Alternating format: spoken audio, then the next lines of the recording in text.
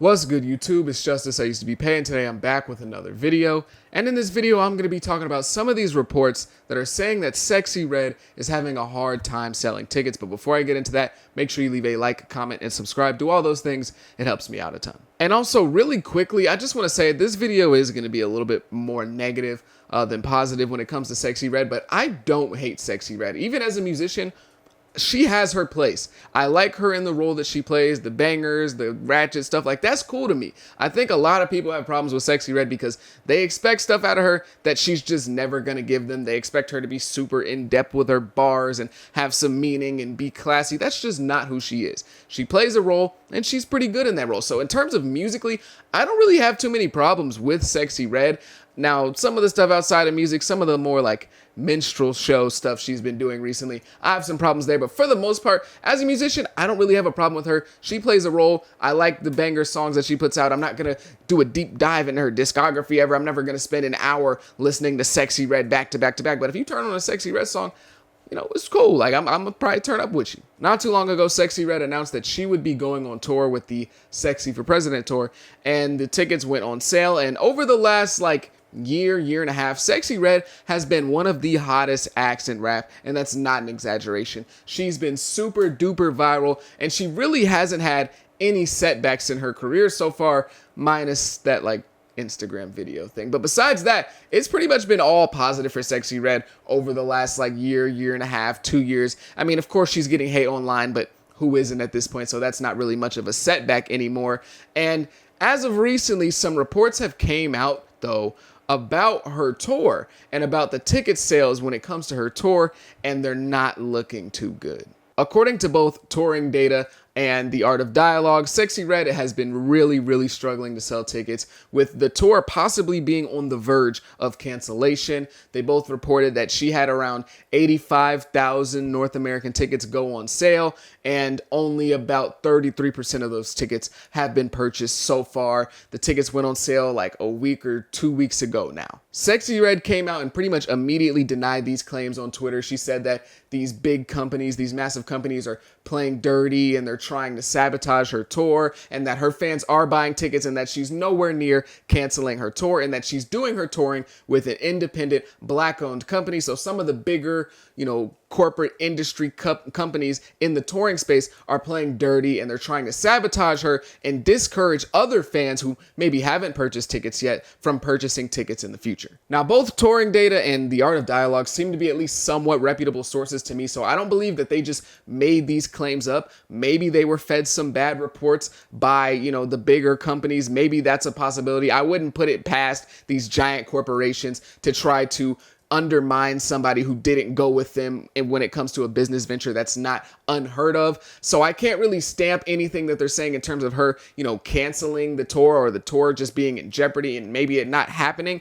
But when I did actually go and try to somewhat verify these claims by just looking at the available tickets on Ticketmaster, it did seem to kind of at least somewhat back up their claims. I can't, look through and do the math and be like, okay, this stadium has 40% of the tickets sold. This one, I'm not going to go through and do that. But when you look at some of the maps when it comes to the arenas or the venues that she's going in, you can see that there is a lot of availability. So maybe these reports are 100% accurate. Maybe the numbers are off. Maybe they're not. But you can see that tickets aren't moving at a crazy pace. You can see that these tickets aren't really flying off the shelves, and that there may be, some hints of truth when it comes to low performing ticket sales. Maybe it's not exactly 33%, maybe it's a little bit more, but still you can see that there is a lot of availability here, and it's not typically ideal for when an artist like a Sexyy Red, who's super hot and super viral, drops an announcement that she's going on tour and the tickets are now on sale. It's not the best look when it's, pretty much all available at this point. To me personally, I don't think that these reports are a shocker, and they do seem to be somewhat accurate. I'm not going to stamp them as 100%, but there seems to be, a high level of accuracy here. And Sexyy Red has been extremely hot over the last year and a half. She's super hot. I'm not denying that, but I don't really know if she's ready to go tour as the headlining artist pretty much on her own, because the only other person really that's notable that's going with her is Huncho. And Huncho, you know, he's got his own fan base and he's popping, but he's not really pushing tickets too crazy, at least not right now. And if you check some of these venues for her, some of these venues are kind of big. Like, she's going to Barclays Center in Brooklyn, New York, and she's going to do the Fizzer Forum. I don't know if that's how you pronounce it, but the one in Milwaukee that the Bucks play in, like, those are NBA arenas now. And most of these arenas that are bigger that she's going to perform in, the 200 section is not available for purchase. So they're going to tarp off the 200 section and then obviously the stuff behind the stage. So that makes it a little bit more understandable, but still, that's a lot of room. Like, these are big venues, and I just don't know if she's quite ready for that yet. She does have a lot of like viral hits. I don't know if they're like hit like Billboard hits, but she has a lot of viral hits that people do want to see perform or see performs. Like, I could see that. She has a lot of stuff that is really exciting, can really turn a crowd up and really get people out of their seats and dancing and all that stuff. Like, she has music that people do want to see performed, but I just don't know if she's really ready to push tickets like that yet. Right now, Sexyy Red is the perfect accessory piece rather than main dish to a tour, at least in my opinion. She's like mac and cheese on Thanksgiving to a tour. I don't know if she's ready to be the turkey just yet. And I'm not saying that to crap on Sexyy Red. Again, I like some of her music. She makes banger music. She makes fun music that's cool and that turns everybody up. But I don't know if she's quite ready to be the main dish on a big tour like she's kind of had booked for her, at least at the moment. Maybe down the line she'll do that. I'm not saying she can't ever do that. I'm just saying right now, I don't necessarily see it, but I do see her being the perfect person to bring on tour and come out right before the main artist to kind of wake the crowd up. Because if you've ever been to a concert, you know, let's just be honest, the first like 2 to 3 people that come out before the main artist, you know, people aren't really turning up that much for it. More times than not, they're not really paying attention. But Sexyy Red is that artist that can really wake up the crowd before the big artist. Like, she's perfect to be on tour with a Lil Baby or a Lil Durk or a Nicki Minaj or a Drake, where she wakes the crowd up right before they go on, and then they kind of have a peaceful like transfer of the mic, and then the show goes on into the big artist. Like, she could be perfect in that role, at least in my opinion. I just don't know if she's ready to be the main artist. And that's, again, no disrespect. That's just how I see her at the moment. She makes music that people do want to hear performed and, you know, people can turn up to and get lit to, but she doesn't really have that deep of a discography yet. Like, at the max, in terms of music that people actually want to hear, I think she could perform for like 30 minutes, 35 minutes. I don't see Sexyy Red headlining a tour and performing for 45 minutes to an hour. I mean, maybe she could, but I just don't really see that yet. I think she would be perfect in that role. So I think that also kind of plays a factor into why the tickets maybe aren't moving like you would want them to be. Not trying to be disrespectful to Sexyy Red, but I'm asking you, the viewer, a question, and I legit want your answer in the comment section. And also leave a like and subscribe while you're there. But I'm asking you this question.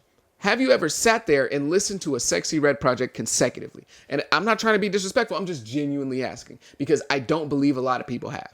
Like, just sat there and just knocked out a whole Sexyy Red project. And that's not me being disrespectful. That's just not the type of artist that she is. When Sexyy Red announced that she was dropping a project, people weren't like, oh my God, I'm dying to listen to that new Sexyy Red album. Again, not trying to be disrespectful, but she does have good music. It's just that she's just not really that type of artist yet. So when she dropped her project like a month or 2 months ago, however long, it wasn't that long ago, it sold like 28K first week. Now, that's not like terrible, but that isn't representative of how popular she is. Not at all. Her name is out there. Her face is out there. Her music is out there. But that tells me that she just doesn't have a core fan base like that. Because everyone knows Sexyy Red for the most part. She is a really big name. She just doesn't have consistent listeners like that. The 28K that she got first week doesn't mean that that's not the peak of what she could have done. She didn't sell 28K first week because that's all she could do. She mustered up all the popularity that she had and all the people that knew her listened to that project. No, that's not what that was, because she would have sold like 180K if that was the case. But she sold 28K because she doesn't have a consistent core fan base. She depends on people listening to her because they gave her that listen. She depends on people just giving her their ear because she doesn't have that core fan base to kind of ride off of regardless of what's going on. She kind of needs to be hot. She falls into the DaBaby category of hot artists where she drops, you know, hit songs that spread quick and are really, really catchy.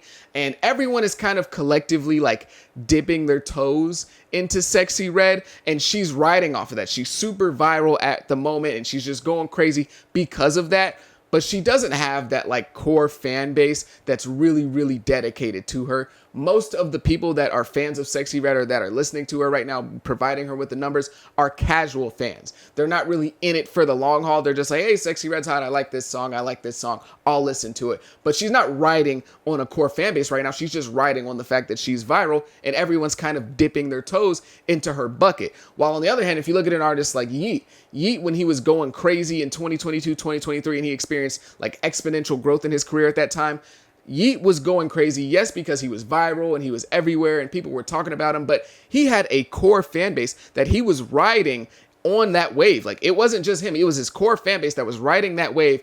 And as he was going up, he was building more and more people into that core fan base. It wasn't just, oh my gosh, everyone's talking about Yeat, so I'm talking about Yeat, or I'm listening to Yeat. It was, no, Yeat has a real fan base, so he is super, super hot and he's super viral, but as he gets more hot and more viral, more people are diving into the fan base rather than just kind of being around for the fad. The one person I can kind of compare her to is Ice Spice, because I think they're in somewhat similar positions. Ice Spice is about to go on tour after she drops her project, and they both have short discographies with a lot of viral songs, but the difference is that Ice Spice is bigger than Sexyy Red, and she has more of a core fan base than Sexyy Red, and she's a little bit more palatable to kind of everyone than Sexyy Red, even though, you know, their fan bases are kind of similar, but she's a little bit more palatable to everyone, and she's more digestible and marketable and a little less vulgar. And some of that stuff, I mean, even though they do rap about similar things, I will say some of that stuff might be a little bit of colorism, I'm not gonna lie. But, you know, because, you know, they're not too far off, you know, they rap about pretty, you know, it might be a little colorism. But I will say, you know, obviously, Ice Spice is a media darling. She's, you know, the Dunkin' Donuts girl. She's on the Starry commercial. So she's just overall bigger. She has the song with Taylor Swift. So she's overall bigger. And I think Ice Spice is just more likely to have success selling tickets. And also, strangely enough, though, even though Ice Spice is bigger than Sexyy Red, her venues are smaller on average, which is crazy. Like, it's kind of crazy. All of Ice Spice's venues are theaters where like 85% of the tickets are floor seats, or it's like a pit where, you know, you're just in there in general admission, just standing, first come, first serve. If you're close to the stage, you're close to the stage. If you're not, most of the time, there's not a whole bunch of real seats to be sold. And I think that Sexyy Red is kind of reaching a little bit out of her range with some of the venues that she's booked, even though most of the 200s are blocked off, or all of the 200s are blocked off.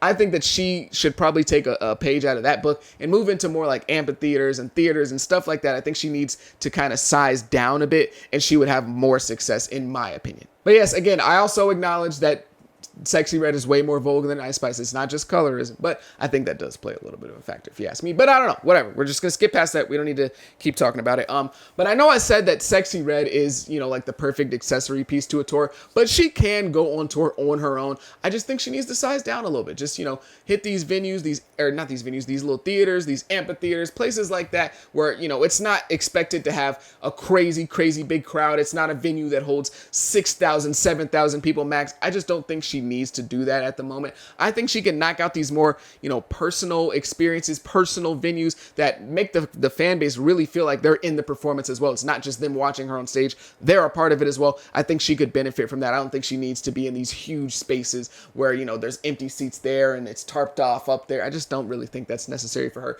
For me personally, I would say like the perfect venue for her, and if you're not from Arizona, you're probably not going to get it, but is the Van Buren. It's a venue in Arizona. It's in Phoenix. It's in downtown. It's right around where everything else is, and it holds like 1,800 people. It's pretty much standing room only. Like, that's a perfect venue for Sexyy Red, in my opinion. And I think if she did more venues like that, of course she can do slightly bigger ones or slightly smaller, but I think she could do venues like that and do really, really well. And there's no shame in that. Like, I don't know why people feel like they have to be in these big arenas. You don't. Okay, just do what your fan base is willing to fill up. That's all you really need to do. I know it's a pride thing, but like Offset is part of the Migos, one of the biggest groups of all time in rap, and he did the Van Buren in Phoenix, and it was a great show. People enjoyed it. It was a fantastic thing. So I think artists need to, I mean, you know, we're all human, right? So, you know, we all have an ego, and I understand it, but I just think if more people were willing to kind of downsize, there would be a lot more success. That's just my opinion, though. Maybe I don't know what I'm talking about. But yeah, Sexyy Red and her tickets, I think she'll be all right, though. I think she will be fine. The tickets are moving kind of slow right now, but, maybe they'll pick up. She'll have a hit song, and people will be ready to go see Sexyy Red get it sexy on stage. I don't know, maybe not, but I just think that, in general, if I was on the booking team for her, hypothetically, she would just be in slightly smaller venues, similar to an Ice Spice. And Ice Spice has like 2 top 5 Billboard hits, and she's in much smaller venues on average. But that's just my opinion. Maybe you don't know what I'm talking about. Maybe I'm wrong about everything I said in this video. If you made it this far, I greatly, greatly appreciate you. Make sure you leave a like, comment, and subscribe. Do all those things. It helps me out a ton. I go by the name of Pay. Peace.